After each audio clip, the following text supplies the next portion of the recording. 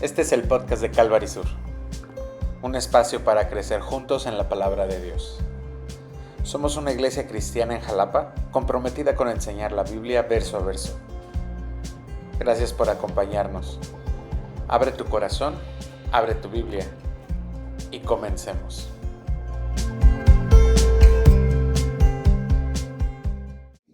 Abre tu Biblia, por favor, en Nehemías capítulo 6, y vamos a estudiar hoy un tema bien interesante acerca de las trampas. Yo no sé si tú eres de las personas que les ponen una trampa y cae, o eres de los que ya aprendieron la lección y ya no vuelven a caer en las trampas, o eres de los que, como dice la canción, ¿no? Volví a tropezar con la misma piedra, volví a caer en la misma trampa, ¿no? Entonces, yo no sé de cuál eres tú, ¿no? Si eres de los que aprenden fácilmente o de los que sí andan como muy atento, muy alerta a las trampas que pueden haber en el camino. Y la vida cristiana está llena de trampas. La vida cristiana, vamos a ver una serie de sucesos, una serie de eventos que nos pueden hacer distraernos del propósito que Dios tiene para nosotros. Nos pueden hacer distraer, nos pueden hacer caer de lo que Dios quiere que alcancemos como cristianos en la vida cristiana. Y Nehemías, si recuerdas, está construyendo, está levantando un muro, porque está levantando la ciudad, está reconstruyendo la ciudad. Y vamos a ver cómo Dios lleva esta obra de una manera maravillosa, de hecho sobrenatural, y lo vamos a ver que lo hacen en 52 días, una obra que pudo haberse tardado años, ellos lo hacen en menos de 2 meses. Pero ¿qué pasó? ¿Cuál fue la acción o cuál fue la reacción de Nehemías estando en esta situación, en estas condiciones, viendo que la opresión, las trampas del enemigo estaban ahí al acecho? Y vamos a ir viendo cada una de ellas de acuerdo al capítulo 6 de Nehemías. Entonces, ¿me acompañas en una oración? Señor, te damos muchas gracias. Gracias por tu presencia, Señor. Gracias por tu amor. Gracias porque nos amas y nos bendices y podemos abrir, Señor, nuestras Biblias y reconocerte, Señor, en todos nuestros caminos. Y, Señor, aquí estamos. Te pedimos que podamos comprender, Señor, conforme tu palabra nos quiere hablar hoy y qué es lo que nos quieres decir. Señor, en el nombre de Jesús oramos. Amén. La trampa se llama este estudio, y la primera trampa que vamos a ver es la distracción. Y dice el versículo 1: Cuando oyeron Sanballat, Tobías, Gesem el árabe y los demás de nuestros enemigos que yo había edificado el muro y que no quedaba en él brecha alguna, aunque hasta aquel tiempo no había puesto las hojas de las puertas, Sanballat y Gesem enviaron a decirme: ven y reunámonos en alguna de las aldeas en el campo de Ono. Pero ellos habían pensado hacerme mal. Entonces envié mensajeros para decirles: estoy ocupado en una gran obra y no puedo ir, porque cesaría la obra si yo la abandonara para ir a vosotros. 4 veces me enviaron mensajes sobre el mismo asunto y yo les respondí de la misma manera. Ahora, fíjate qué interesante. Sanballat, Tobías y Gesem no podían detener ya la obra de Dios con una oposición directa, sino que ahorita lo que querían hacer entonces era distraer. Ahora, aguas con las invitaciones, porque no todas las invitaciones vienen así con una espada para ir a pelear, sino que también vienen con una intención de sacarnos del momento en el que nosotros estamos viviendo con Dios. Ahora, qué curioso es que el enemigo está más atento a lo que estamos haciendo nosotros que a lo que ellos deberían de estar haciendo, ¿verdad? O sea, dice ellos, estaban viendo que Nehemías estaba reconstruyendo el muro, pero no se estaban dando cuenta de lo suyo. Y así es el enemigo. Ellos están atentos, o el enemigo está atento a lo que exactamente dónde vamos en el camino de Dios, cómo vamos caminando con Dios y la obra que Dios ha hecho con nosotros. Cuando caminamos en obediencia, cuando estamos caminando en la obra de Dios, vamos a ver oposición. Nunca se acaba. Ya vamos a acabar, ya casi acabamos. Mira, ya edifiqué el muro, ya nada más me falta poner las puertas. Hay oposición. Y es más, cuando ya estamos a punto de llegar al momento, al lugar donde Dios quiere que lleguemos, la oposición a veces parece que no viene directo, sino viene como muy sutil, ataca de una manera mucho más astuta. Ahora, en la vida cristiana pareciera como que siempre estamos en ese momento en el que la obra de Dios todavía no está concluida, en el que todavía Dios está obrando, en el que pareciera como Dios ya quiere alcanzar eso en nosotros y no te has puesto a pensar cuando de repente dices así como de, oye, como que he sido más paciente, ¿no? Como que ya estoy un poco más, me estoy dominando, voy dominándome un poco más, tengo templanza, tengo dominio propio y de repente algo pasa que te rompe con eso y dices, ay, yo pensé que ya lo tenía y yo pensé que ya lo había logrado y yo pensé que ya había, que ya había alcanzado el don de la paciencia, ¿no? La invitación ahí del enemigo parece inocente. Ven, solo ven, reúnete con nosotros. Ven y reunámonos en alguna de las aldeas del campo de Ono.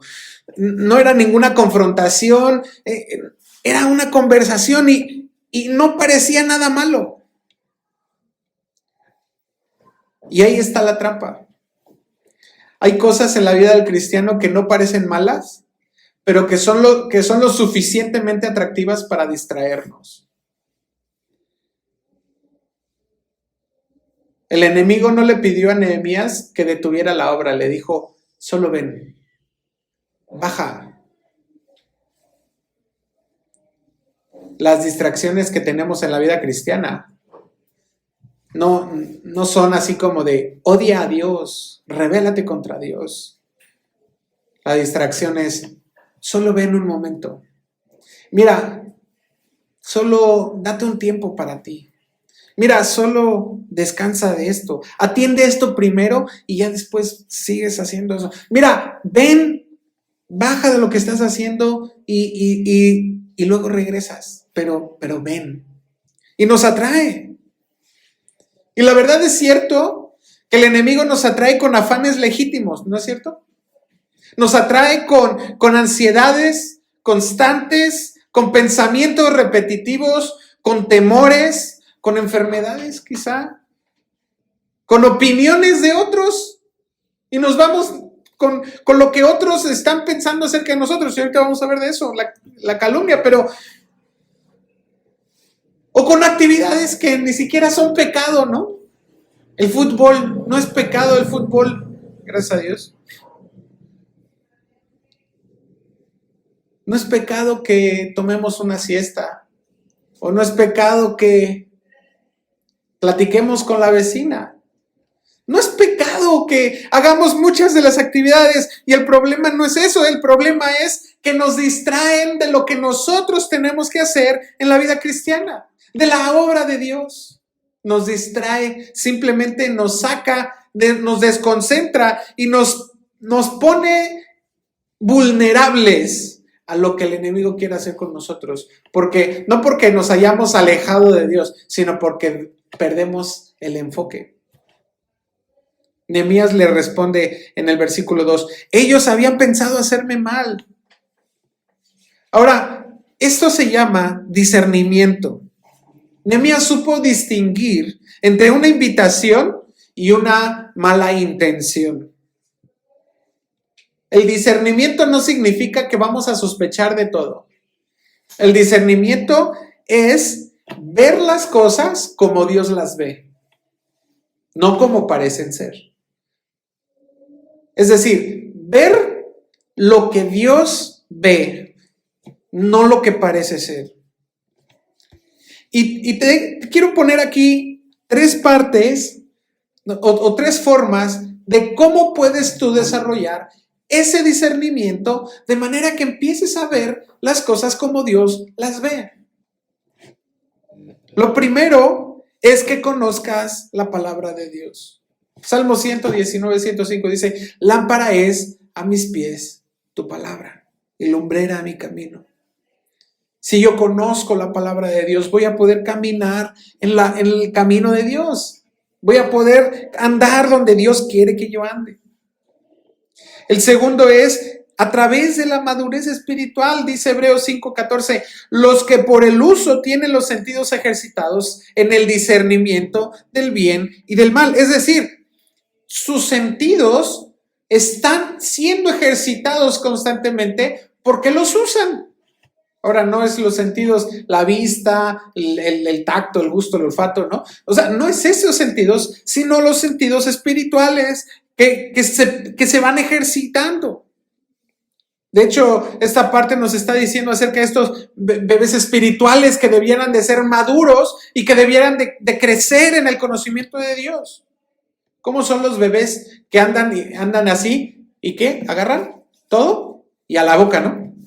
Todos se lo meten a la boca y todos están así. Pero el que es maduro sabe discernir y aprende a decir no a la coca. Bueno, esa no.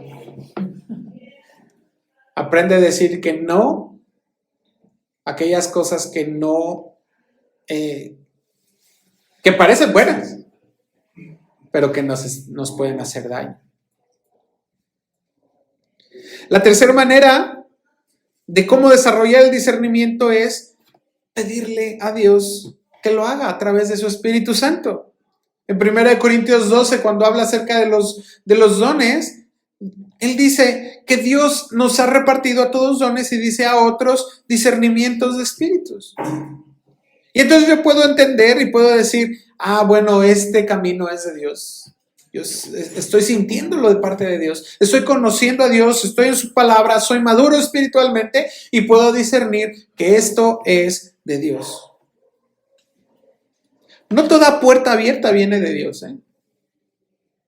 No todo camino que parece fácil es de Dios. Algunas cosas son distracciones que están disfrazadas de oportunidad. Nehemías tenía claro cuál era el enfoque que él debía de tener. Si no estar distraído, entonces él tenía que estar enfocado. Dice el versículo 3, ¿yo hago qué? Ahí está en su Biblia. Yo hago una gran obra. Y no puedo ir porque cesaría la obra dejándola yo para ir a vosotros. Nehemías estaba diciendo, es una gran obra.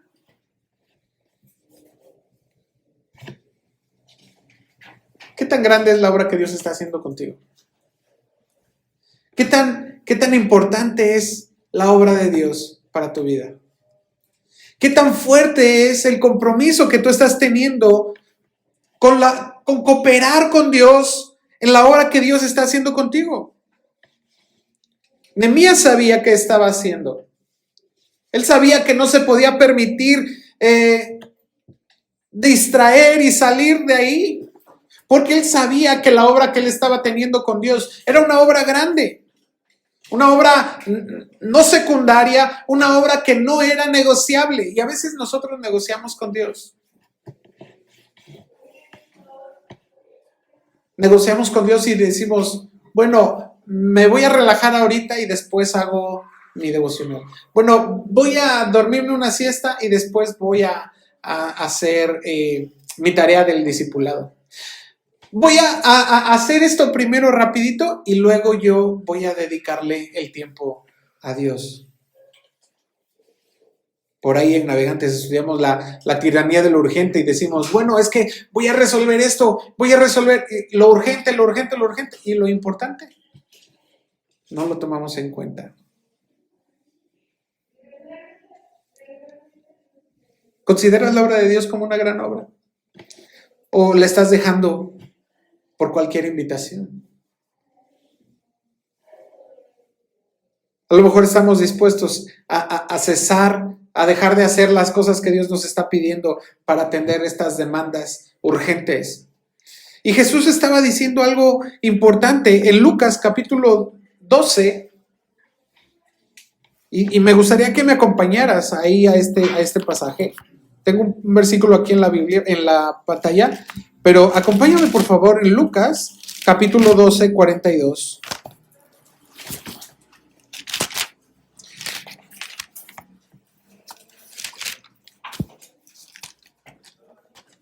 Si llegas, dices, amén.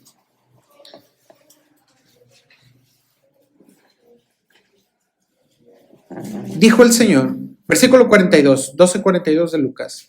Dijo el Señor: ¿quién es el mayordomo fiel y prudente, al cual su Señor pondrá sobre su casa para que a tiempo les dé su ración? Bienaventurado aquel siervo, al cual, cuando su Señor venga, lo haya haciendo así. En verdad os digo que lo pondrá sobre todos sus bienes. Pero si aquel siervo dice en su corazón: mi señor tarda en venir, y comienza a golpear a los criados y a las criadas, y a comer y a beber y a embriagarse, a distraerse, vendrá el señor de aquel siervo en día que éste no espera y a la hora que no sabe, y lo castigará duramente y lo pondrá con los infieles. Aquel siervo que, conociendo la voluntad de su señor, no se preparó ni hizo conforme a su voluntad, recibirá muchos azotes. Pero el que, sin conocerla, hizo cosas dignas de azote, será azotado poco, porque todo aquel a quien se haya dado mucho, mucho se le demandará, y al que mucho se le haya confiado, más se le pedirá. Entonces, fíjate cómo el Señor está diciendo: aguas con las distracciones. Ten cuidado porque el Señor viene. Estamos esperando la venida del Señor. Pero dice: bienaventurado aquel siervo al cual, cuando su Señor venga, le halle haciendo así. A Nehemías le insistieron 4 veces y 4 veces respondió igual. Ahora, imagínate que es persistente el tema de la distracción contigo. Es persistente que de continuo te está llamando a alejarte de la voluntad de Dios, de la obra de Dios. ¿Cuánto más necesitamos ser persistentes nosotros? ¿Cuánto más necesitamos ser muy consistentes en enfocarnos en la palabra de Dios? El diablo, ¿tú crees que tira la toalla para ponerte una trampa de la distracción? Él no se cansa. Y si él no se cansa en ponernos la trampa, pues nosotros no debemos cansarnos para insistir en mantenernos firmes. No se trata de discutir, no se trata de explicar, no se trata de negociar, se trata de mantenernos firmes.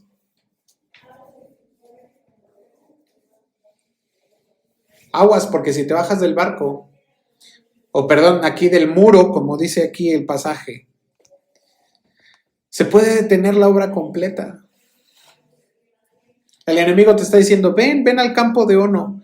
Pero Dios nos está diciendo, Hebreos 12:2, puestos los ojos en Jesús, el autor y consumador de la fe, firme, presente, de continuo. Entonces esta es la trampa de la distracción. La segunda trampa es la trampa de la calumnia. Dice el versículo 5, entonces Sanbalat, ya se me perdió aquí. Entonces Sanbalat envió a mí, su criado, por 5ª vez, con una carta abierta en su mano. Ahora, si la distracción no funciona, nos vamos a la siguiente, que es la calumnia. Ya no es esta distracción en privado, ya no es esta así de ven, vamos a platicar, vente acá a un cuarto aparte, no, ahora es la calumnia. Y fíjate cómo dice que era una carta, ¿cómo dice? ¿Qué era? Abierta. Quiere decir que era una carta que ya, o sea, no era como la que lleva un sello, ¿no? Y que solamente la lee ¿cómo se dice? El destinatario. Era una carta abierta para que todos lo leyeran. Ahora, el objetivo ya no era la plática y el diálogo, era, miren, vamos a exhibir a aquel que está construyendo y empieza a atacar. Cuando el enemigo vea que no puede destruirte atacando la obra de Dios, lo que va a hacer es que va a atacar tu reputación, va a atacar en tus emociones. A muchos líderes en la Biblia vemos que les pasó algo similar. Moisés fue acusado de que se enseñoreaba sobre el pueblo. David fue llamado traidor. Jeremías fue acusado de conspiración. Jesús mismo fue acusado de sedición. Pablo fue acusado de alborotar al mundo. O sea, no pretendas que porque ser cristiano entonces ya no va a haber este tipo de acusaciones, de calumnias, que le peguen como que al orgullo, ¿no? No es. Pero fíjate lo que dice el versículo 6. Se ha oído entre las naciones, y Gazmún lo dice, que tú y los judíos pensabais rebelaros, y que por eso edificas tú el muro con la mira, según estas palabras, de ser tú su rey, y que has puesto profetas que refiriéndose a ti proclamen en Jerusalén, hay rey en Judá. Estas palabras van a llegar a los oídos del rey. Ven, por tanto, y consultemos juntos.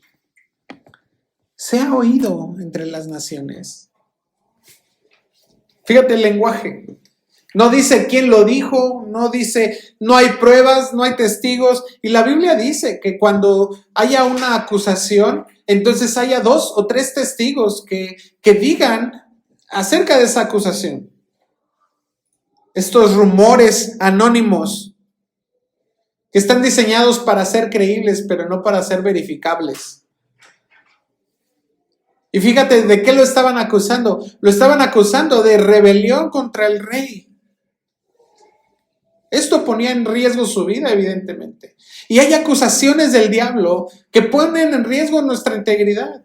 No solamente nuestra vida, sino que de verdad llegan a pensar, eso es, y por eso eres cristiano, y por eso vas a la iglesia, y por eso vas y haces tus devocionales, y por eso abres la Biblia, por eso lees la Biblia.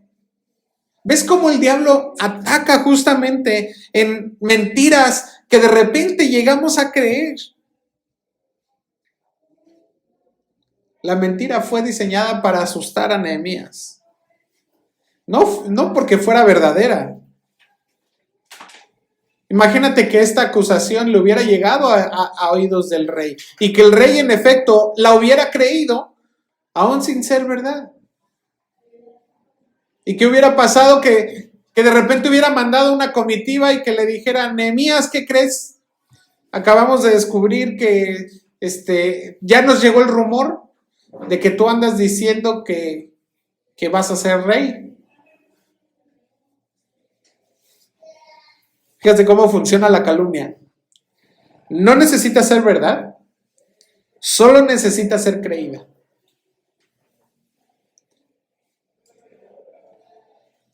Por más veces que se repita una mentira, eso no lo va a hacer verdad. Proverbios 16:28 dice, el hombre perverso levanta contienda y el chismoso aparta a los mejores amigos. Ahora, ¿cuál era la intención de la calumnia? Lo único que quería hacer es miedo. Dice el versículo 9. Porque todos ellos, dice el versículo 8, desde el 8. Entonces envié yo a decirle, no hay nada de lo que dices, sino que son invenciones de tu corazón. Porque todos ellos nos amedrentaban diciendo, se debilitarán las manos de ellos en la obra y no será terminada. ¿Cuál era el objetivo? Debilitar las manos. No era necesario convencer a Nehemías de que era culpable, simplemente con que tuviera el miedo suficiente para paralizarse.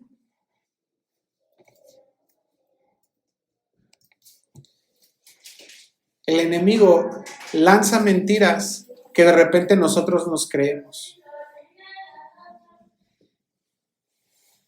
¿Será cierto esto que estoy leyendo? ¿Y qué tal si estoy perdiendo mi tiempo? ¿Y qué tal si mi familia nunca va a ser diferente? ¿Y qué tal si no voy a lograr ver lo que Dios me promete? ¿Y qué tal si, no es cierto? Que vienen estos pensamientos que lo que llegan a hacer es paralizarnos.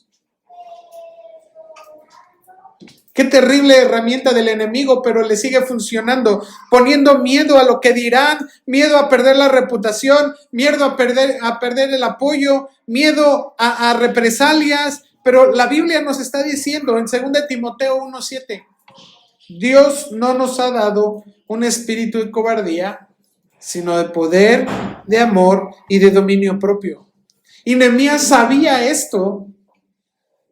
A lo mejor, no estaba todavía ahí en esa parte del texto, ¿verdad? De la Biblia. Pero él sabía muy bien. Él sabía de dónde venía su fuerza. Él sabía de dónde venía el hecho de que la obra de Dios iba a continuar. Y el versículo 8 dice, esto es de tu corazón. Esto es una invención, es mentira. Ahora, no se trata aquí de querer defenderse y argumentar y hacer una larga conferencia y decir por qué yo creo que lo que él decía era verdad o mentira. No, simplemente declara la verdad. Cuando venga un pensamiento que sea una mentira del diablo, simplemente declara la verdad detrás de eso. Es que tú no puedes. No, sí lo puedo, porque eso dice el Señor. Yo todo lo puedo en Cristo. Es que tú eres un pecador. Sí, pero la verdad es que Dios me ama, aunque soy pecador. Es que tú nunca vas a cambiar. No, es que la verdad dice que el que está en Cristo es nueva criatura. Una mentira que se ignora muere sola, pero una mentira que se discute la hacemos más larga. Es que tú no puedes. Es que estás viejo. Es que tú sabes cuáles son las mentiras que han atravesado tu mente. Pero dice el versículo 9, ahora, oh Dios, fortalece tú mis manos. ¿Qué oración tan fácil y sencilla? ¿De dónde vendrá mi socorro? Mi socorro viene de Jehová, dice el Salmo.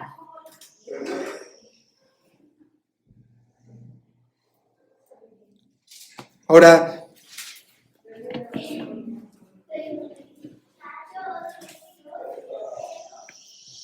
Nehemías no pide venganza. Nehemías no pidió ir en contra de Sanbalat. Él le dice, Señor, dame fuerzas. Dame fuerzas para continuar.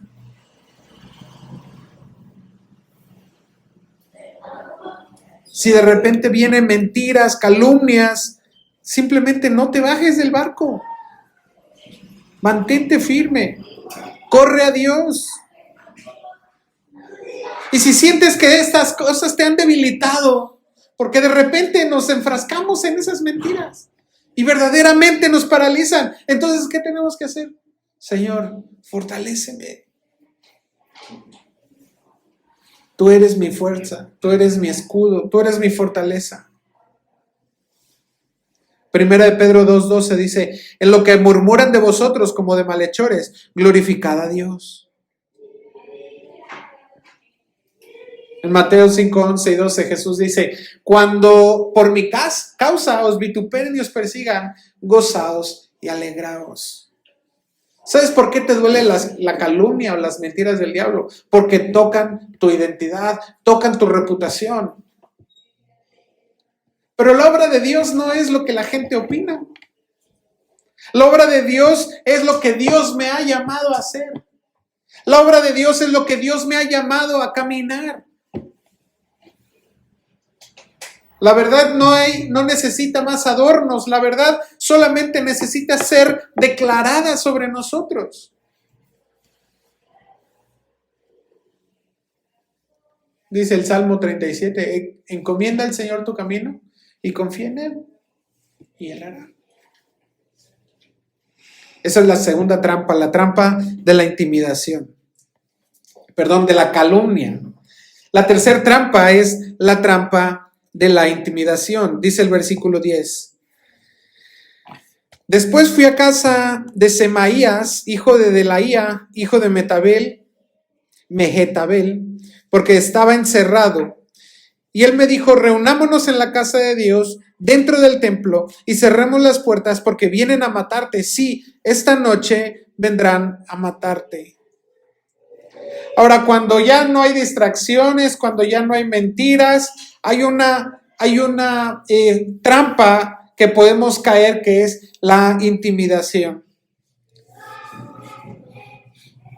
Y esta viene desde adentro, disfrazado de consejos, disfrazados de una preocupación espiritual, pero es más, de primera vista puede ser espiritual, puede ser prudente, puede ser bíblico, pero Nehemías no podía entrar al templo.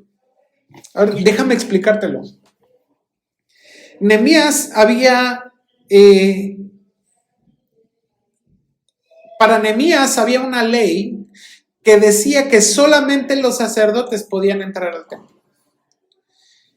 Todo aquel que entraba en el templo y no era un sacerdote, entonces recibía algún tipo de disciplina. Por ejemplo, hubo un rey, el rey Usías, que entró al templo siendo rey, no sacerdote, y se llenó de lepra. Ahora, el problema era que le estaba ofreciendo algo que parecía piadoso, algo que parecía bíblico, ¿no? ¿Sabes qué? Vamos a refugiarnos al templo. Te van a matar. Vienen a matarte, protégete, cuídate, cuida tu vida. Y pareciera entonces como que, mira, qué bonito consejo. El problema no era la preocupación. El problema no era el que se tenía que cuidar, sino más bien era el método, porque lo que le estaba sugiriendo era desobedecer la ley de Dios. El enemigo le estaba intentando hacer que Nehemías pecara por miedo a perder su vida.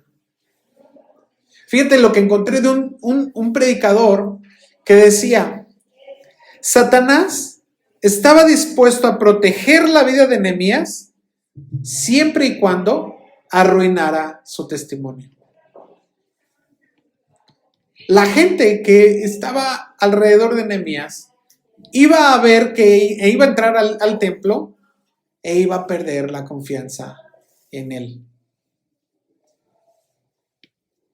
Ahora imagínate esto, puede ser que nosotros podamos caer en esta circunstancia y que decidamos pecar para salvar nuestra vida.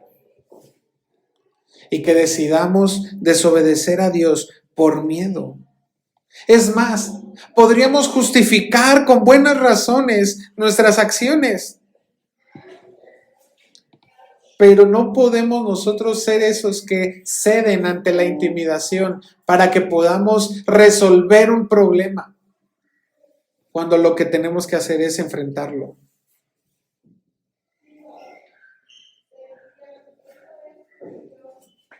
Pero ya vimos que Nehemías era un hombre que tenía discernimiento, ¿no es cierto?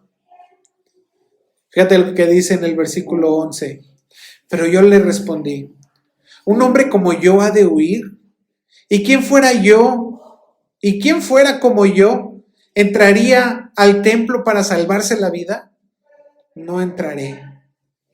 Reconocí que Dios no lo había enviado, sino que decía aquella profecía contra mí, porque Tobías y Sanbalat lo habían sobornado. Pues fue sobornado para intimidarme, para que así yo pecara. Ellos aprovecharían esto para crearme mala fama y desprestigiarme. Fíjate dónde estaba el corazón de Nehemías. Él responde diciendo, ¿quién soy yo? Cuando tú sabes quién eres, entonces es más fácil caminar en la voluntad de Dios. Es más difícil que el miedo te controle. Es más difícil que tú puedas ceder ante la intimidación. Estaban a punto de terminar la obra de Dios. Imagínate que él hubiera huido porque su vida estaba en peligro. ¿Qué mensaje le hubiera dado al pueblo después de tanta obra que había hecho? Imagínate, estamos construyendo y el líder sale corriendo. ¿Qué haces? Sales corriendo atrás de él o a ver en dónde te escondes, no abajo de qué piedra sales.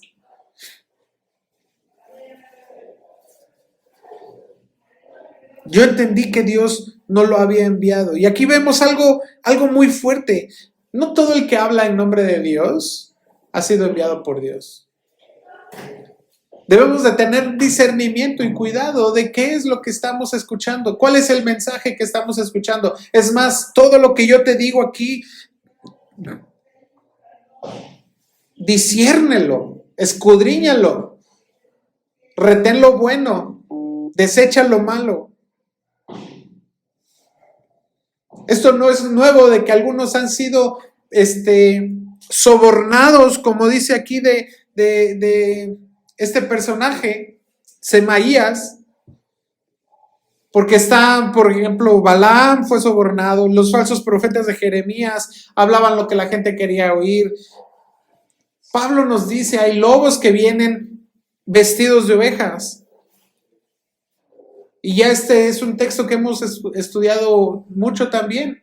Discierne, no creáis a todo espíritu, prueba los espíritus. La intimidación busca que te equivoques la voz que estás escuchando. Pero cuando eres una oveja y conoces a la voz de tu pastor, y no estoy hablando de que conozcas mi voz, cuando conoces la voz de tu pastor, cuando conoces la voz de Dios, entonces sabes distinguir cuando la voz es de Dios o es del enemigo. Nehemías le dice, ¿sabes? Es que ellos quieren que yo peque.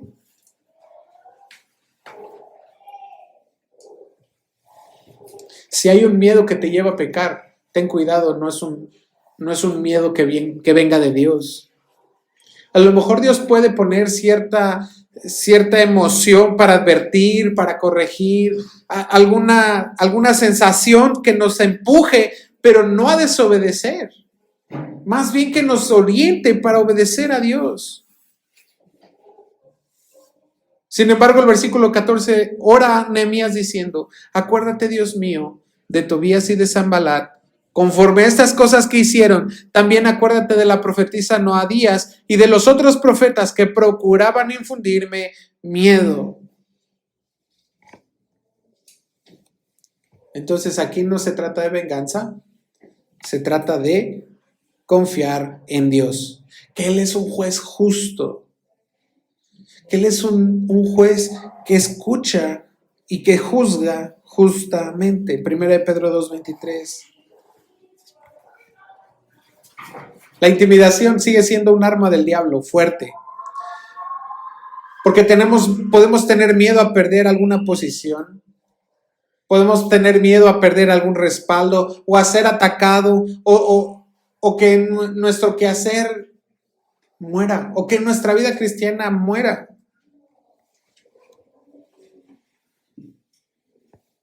Decíamos el Salmo 27 dice, Jehová es mi luz y mi salvación. ¿De quién temeré?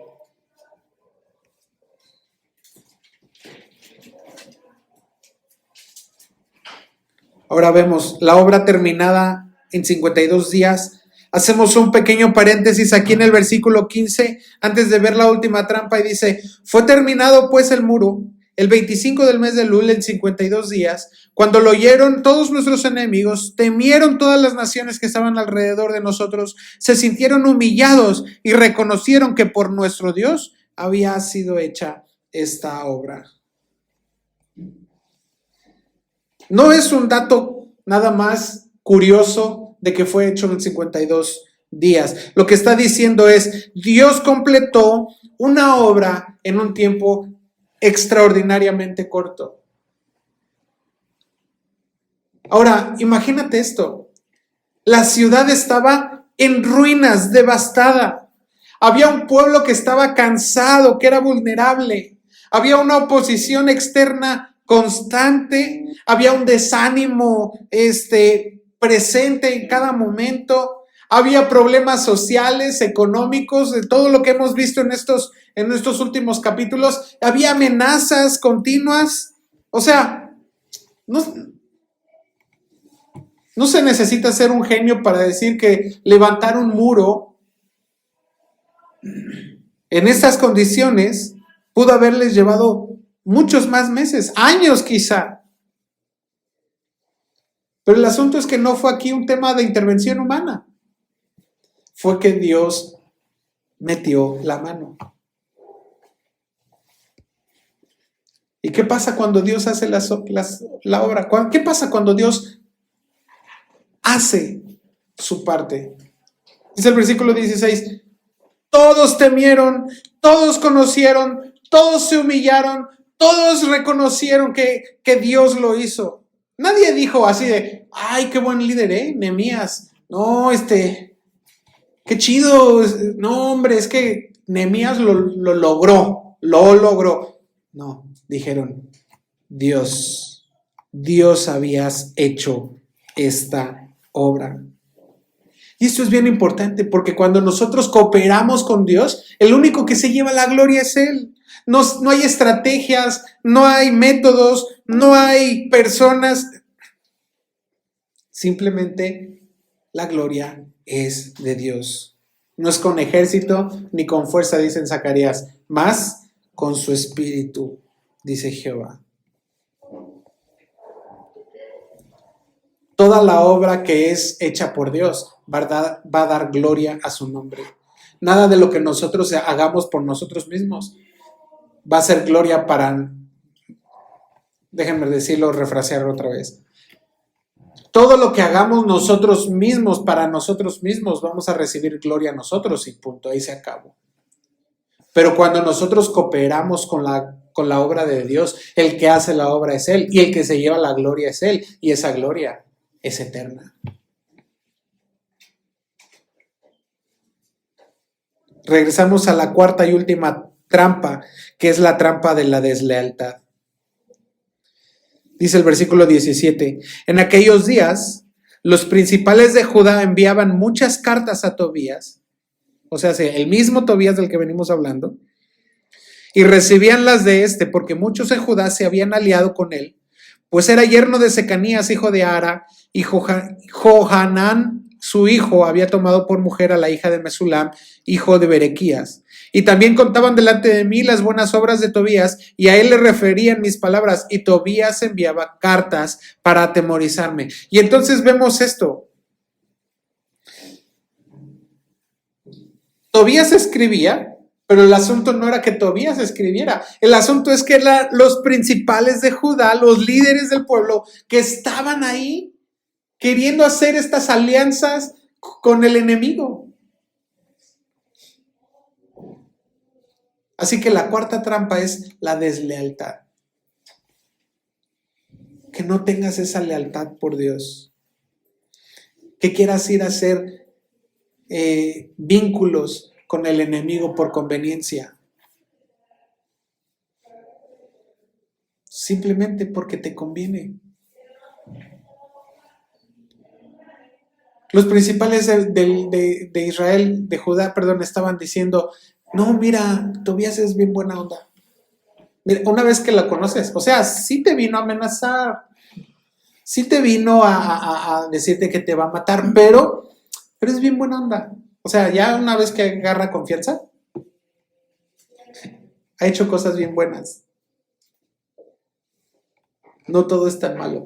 No, aguas.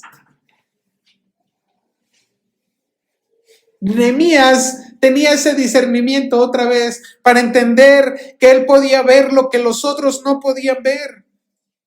Las buenas obras no contaban toda la historia completa. O sea, él obraba muy bien, él tenía muy buenas obras, pero al final seguía enviando cartas para atemorizar.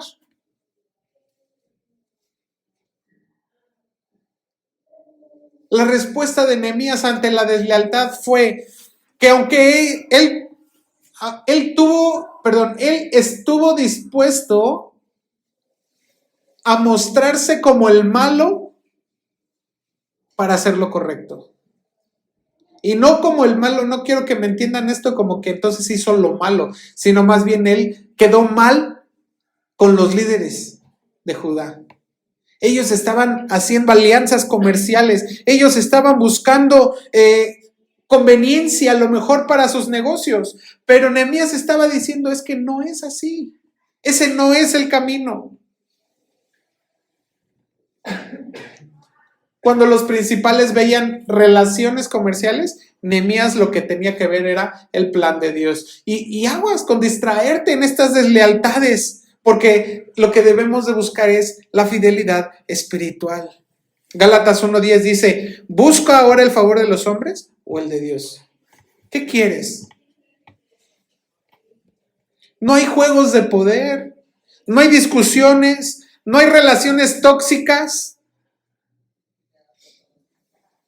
Simplemente permanece en la línea con Dios. Mateo 12:30, Jesús decía, el que no es conmigo, contra mí es. ¿Qué pasa? Que como iglesia, de repente estamos priorizando la relación sobre la verdad. A lo mejor justificamos relaciones con otras personas diciendo, es que es mi amigo de toda la vida. Pero no me ha hecho crecer, no me ha edificado, más bien siento que me está arrastrando hacia lo que no tengo que caminar. ¿Qué convicciones estás teniendo tú delante de Dios para decir, esto es lo que yo voy a caminar, esto es lo que yo voy a hacer? Oye, pero es que mira, ya no vayamos a la iglesia hoy. Es que mira, ya no... ¿Para qué das dinero? ¿Para qué das a la iglesia? ¿Para qué vas a la iglesia? Vamos a quedarnos, mira. Es más, yo invito la comida.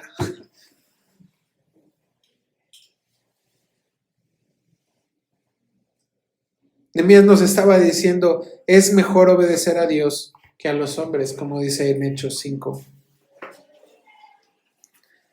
Déjame terminar con esto.